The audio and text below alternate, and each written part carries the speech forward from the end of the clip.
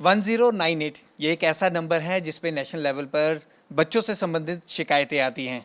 लेकिन इस समय इस नंबर पर सबसे ज़्यादा जो शिकायतें आ रही हैं वो बच्चों से संबंधित नहीं बल्कि राशन को लेकर आ रही हैं। हमारे साथ हैं डायरेक्टर चाइल्ड लाइन के कर्नल बेदी।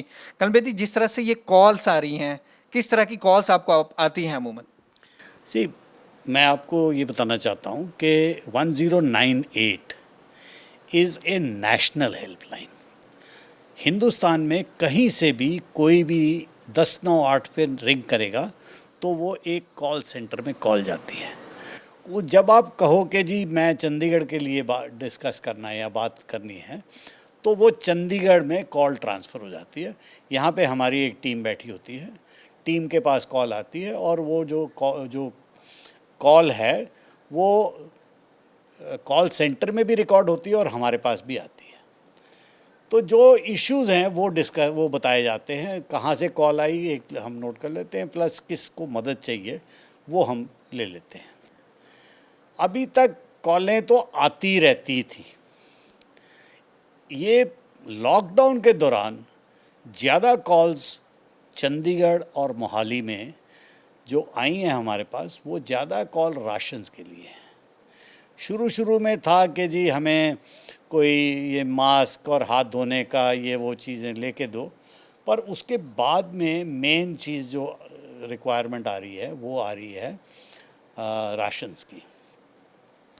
राशन में ऐसे था कि जब शुरू में अंधाधुन हुआ कि जी भेजो करो जी के, तो हमें भी इतना स्टैंडर्डाइज नहीं था। हमने कहा चलो ये भी ले लो वो भी ले लो, ऐसे करो वैसे करो।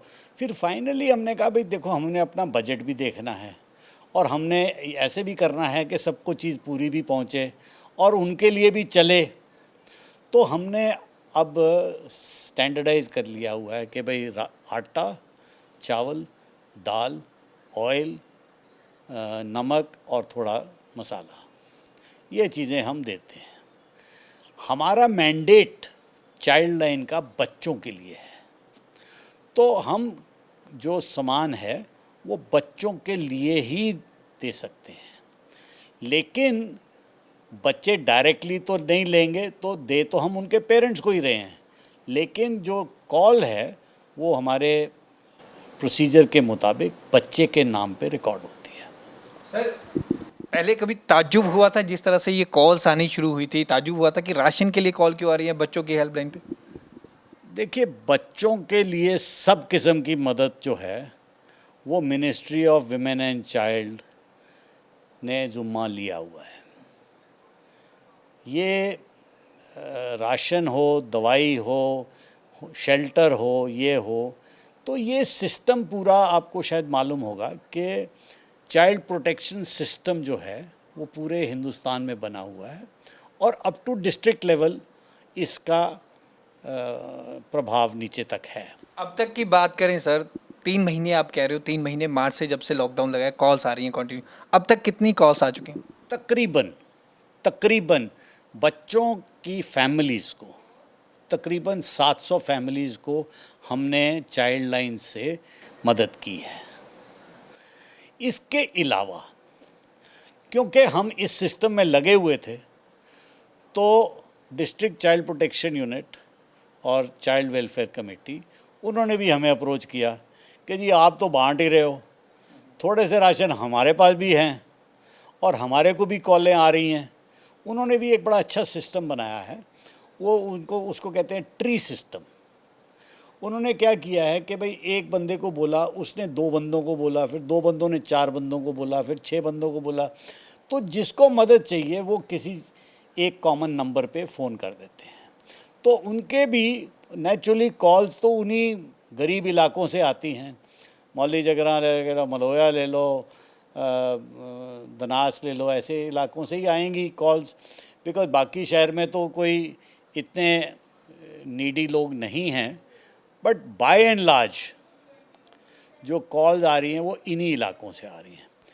कुछ देर 26 सेक्टर में बापू धाम कॉलोनी से भी आई थी, हमने 1-2 बारी किया, फिर उसके बाद में मैंने कहा भाई मैं नहीं कर सकता, because I cannot put my people under tension, this risk. दूसरी चीज़ ये थी कि जब शुरू हुआ था ये, तो हमारे ministry of women and child से सेक्रेटरी सोशल वेलफेयर को मैसेज आया था, चिट्ठी आई थी कि भाई चाइल्ड लाइन का ये जो मैंडेट है, ये लॉकडाउन हो या जो भी हो, ये चलते रहेगा, ये बंद नहीं होगा। तो शुरू में नेचुरली एडमिनिस्ट्रेशन को भी, हमारे को भी थोड़ा थोड़ा वो था। हमने भी बोला कि जी हमें 2-4 पास दे दो ताकि हम काम कर सकें। उन्होंने भी बोला जी 2-4 ले लो। जब ये पूरी चिट्ठी आई तो हमने उनको बोला भाई देखो ये, उन्होंने कहा ये सारा काम तुम्हारा है। मैंने कहा जी देखो काम है या नहीं है, जो मेरे को 3 पास दोगे या 4 पास दोगे तो मैं नहीं कर सकता। तो इमीडिएटली मेरे को मेल आई डीसी ऑफिस से कि ये सब पास वास तुम्हारे को ज़रूरत नहीं है,